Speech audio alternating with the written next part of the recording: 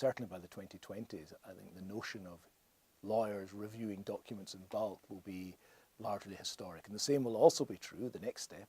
We're seeing systems emerging for due diligence exercises, a large document review of a different sort. So the question is often asked, where does this stop? Is the technology going to take over all that the lawyer does? Now, I can't predict the entire path, but what we say in our book is that machines are becoming increasingly capable.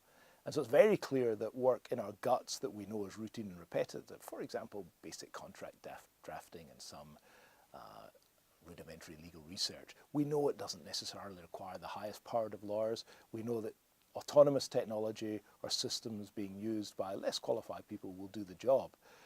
The big question people ask in the long term is, will there be anything left for lawyers to do? And some lawyers will want to say, look, surely there are some very complex problems that only human beings can sort out. And others will say, what I do requires creativity and judgment and empathy.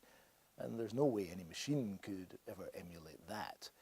What we found in our research, looking across the professions, is one key point, that the new generation of systems, and we call them the second wave of AI, interestingly, are solving very difficult problems, but not in the way that human beings do.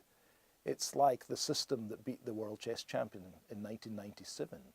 It beat the chess champion through brute force computing and huge quantities of data.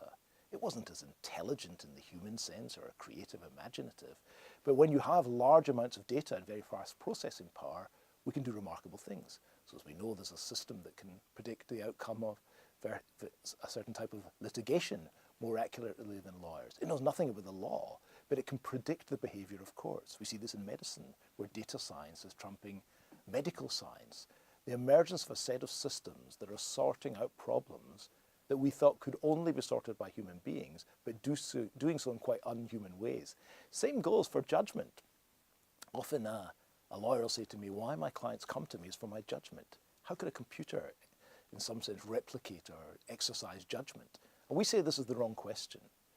In our book, we say the question should be, to what problem is judgment the solution? Why is it that we need our human experts to exercise judgment?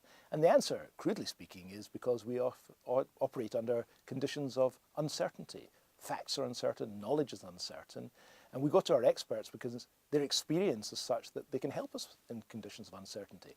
But the better question, therefore, is, can computers or systems or technology handle uncertainty, cope with uncertainty better than human beings? And frankly, the experience is with vast databases, this is the whole field of big data being built up, and increasingly intelligent and powerful search systems, in very different ways, machines are handling uncertainty better than human beings.